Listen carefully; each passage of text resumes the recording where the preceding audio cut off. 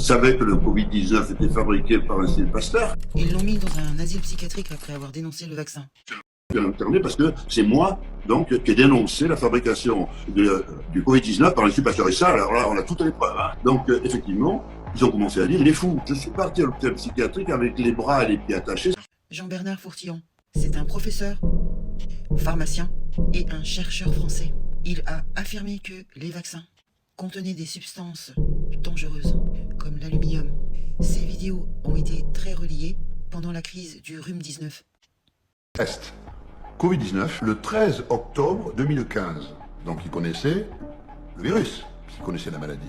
Pas dangereux ce virus, il est un peu plus dangereux que le coronavirus naturel, parce qu'on a foutu... Il était passé dans le film Hold Up, un film très controversé et qui a été énormément censuré.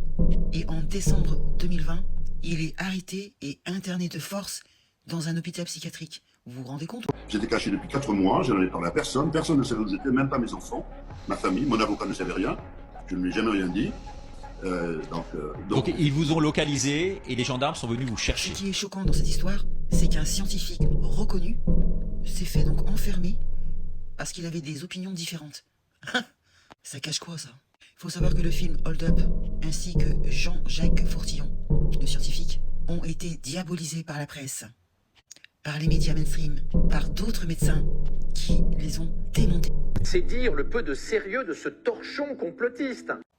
Je rappelle que ce scientifique est titulaire d'un doctorat en pharmacie et que c'était un ancien professeur en pharmacologie.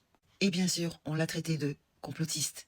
Ça, c'est quand on n'a pas d'autres arguments, qu'on nous sort ce mot magique. Donc, d'après les médias français, ce scientifique avait donc diffusé des théories complotistes, à savoir que l'origine du rhume-19 était un virus fabriqué volontairement par l'Institut Pasteur, parce qu'il les accusait d'avoir le brevet du SARS-CoV-2, et que pour lui les vaccins présentaient une arme contre la population. Tiens donc.